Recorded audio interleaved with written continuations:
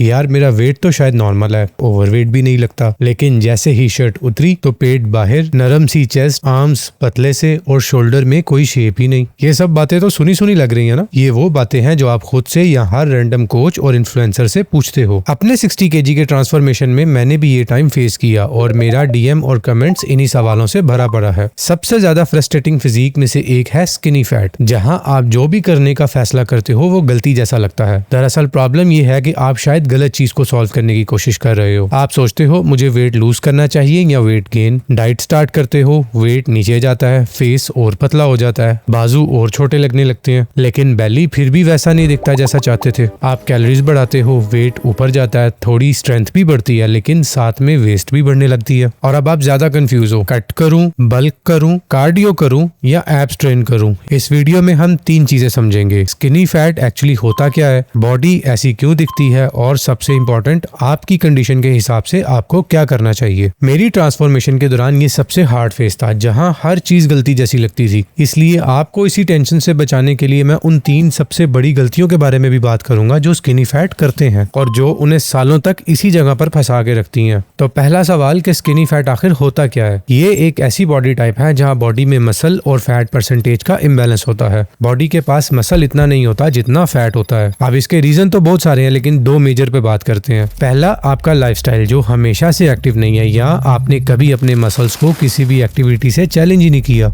और दूसरा after drastic weight loss condition, जहां आप नीम हकीमों के टोटकों पर इतना वाहियात वेट लॉस करते हो कि मसल भी जला देते हो। तो इन दोनों सिनेरियोस के रहते पहली बड़ी गलती जो हर स्किनी फैट करता है वो उन चीजों पर फोकस नहीं करता जो उसे एक्चुअली करनी चाहिए। और ऐसा इसलिए होता है क्योंकि असल में आपको टाइमलाइन के बारे में सच बताया ही नहीं गया। सोशल मीडिया पर 12 से 16 हफ्तों की जो ट्रांसफॉर्मेशन आप देखते हो वो असल में ऐसे लोग हैं जो अपना फैट लूज कर रहे हैं, लेकिन इससे पहले उन्होंने मसल बिल्ड किया होता है या वो दोबारा से मसल गेन कर रहे होते हैं। इतना कम टाइम दोनों प्रॉब्लम्स यानी एक्सेस फैट और लेस मसल मास दोनों को फिक्स करने के लिए रियलिस्टिक है ही नहीं। साथ ही मेरे एक्सपीरियंस के मुताबिक स्किनी फैट को ठीक करने के लिए हमेशा मल्टीपल फेजेस की जरूरत होती है। ये कभी भी सिर्फ एक कट या एक बल्क नहीं होता। आपको समझना होगा कि सिर्फ फैट लॉस फेज में ही 20 से 25 पाउंड यानी 9 से 10 किलो फैट लूज करने के लिए 5 से 6 माह लग सकते हैं, और फिर मसल बिल्डिंग उससे डबल टाइम लेती है। 4 से 5 किलो का मसल मास पुट ऑन करने के लिए आसानी से 10 से 12 महीने लग सकते हैं। और यही वो चीज है जिसके बारे में कोई बात ही नहीं करता, क्योंकि सच को एक्सेप्ट करना थोड़ा मुश्किल है। अब दूसरी बड़ी गलती जो स्किनी फैट लोग करते हैं वो पहली बार फैट कम करने के बाद कैलोरिक सरप्लस में जाने से डरते हैं, और फिर मसल बिल्ड करने पर फोकस करने की बजाय वो और बॉडी फैट को कट करने की कोशिश करते हैं। क्योंकि स्किनी फैट बंदे के लिए पहले कट के बाद भी थोड़ा सा लोअर बेली फैट रह जाना बहुत कॉमन है। मैं खुद इसी सिचुएशन में रहा हूं और मुझे हर बंदा अपनी रैंडम एडवाइस देता था, बट मेरे माइंड में गोल्स और कैलकुलेशन क्लियर थी जो मैं आपकी भी करना चाह रहा हूँ। फोकस सिर्फ लूज करने पर नहीं, मसल बिल्ड करने पर रखो। अगर आप थोड़ा और फैट लूज कर भी लोगे तब भी आपकी फिजिक ज्यादा इंप्रूव नहीं दिखेगी, क्योंकि आपके पास असल में मसल क्वालिटी है ही नहीं। और फिर आती है तीसरी गलती। बहुत से लोग पहले फेज में ही फैट लॉस करने के बाद बहुत पैनिक बल्क करते हैं, क्योंकि वो ज्यादा स्किनी नजर आने लगते हैं, बाजू छोटे लगने लगते हैं, शोल्डर्स का फ्रेम नजर नहीं आता। अब इस पॉइंट पर वो मिरर में देखते हैं कि पेट तो अभी भी वही है, लेकिन सारा फ्रेम मैंने श्रिंक कर लिया। ये तो उसके बिल्कुल ऑपोजिट है जो मैं चाहता था। यहाँ से स्टार्ट होता है पैनिक बल्क का। फिर इस पैनिक बल्क में वो मंथली 2 किलो से ज्यादा का वेट गेन करते हैं, और फिर एक पुरानी मिथ और जोर पकड़ लेती है कि फैट लॉस करने के बाद आदमी वापस मोटा हो जाता है। रियलिटी ये है कि आप 1 महीने में 2 किलो मसल मास बिल्ड कर ही नहीं सकते। मसल बिल्ड करना एक स्लो प्रोसेस है। अब हम एक्चुअल सोल्यूशन पर आते हैं, और मैं इसको बहुत सिंपल डिवीजन में डिवाइड करूंगा, क्योंकि हर स्किनी फैट पर्सन को सेम एडवाइस देना गलत है। पहला केस वो है जहां बेली फैट काफी नोटिसेबल है और वेस्ट भी ज्यादा है।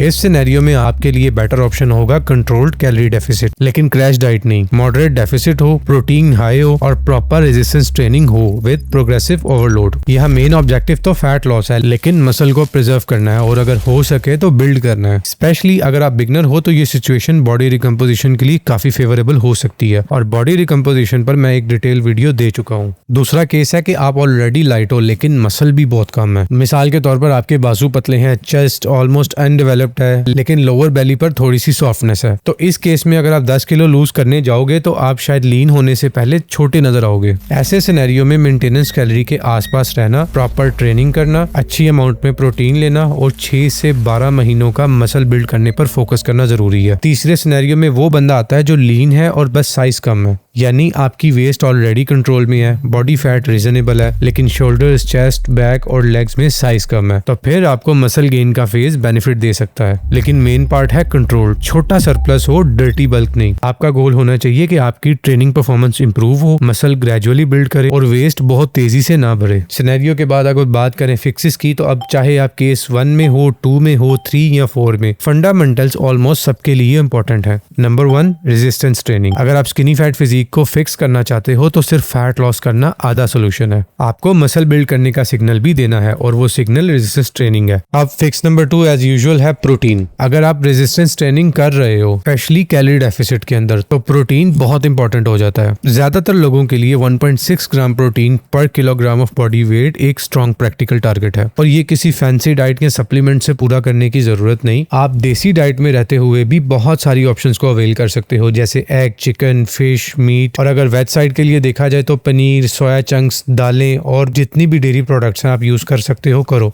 तीसरा फिक्स है कैलोरीज गोल के अकॉर्डिंग हो। स्किनी फैट का सोल्यूशन कोई ऑटोमेटिक बल्क या कट नहीं है, आपका स्टार्टिंग पॉइंट ये डिसाइड करेगा। तो अगर आपको अब तक ये समझ आ चुका है कि आपको बॉडी रिकम्पोजिशन करना चाहिए या नहीं, तो नेक्स्ट क्वेश्चन जो नेचुरली निकल कर आता है वो है कैलोरीज और प्रोटीन एग्जैक्टली कितना रखें। उसके लिए आप इस वीडियो में आ जाओ, मैं आपसे यही मिलता हूँ।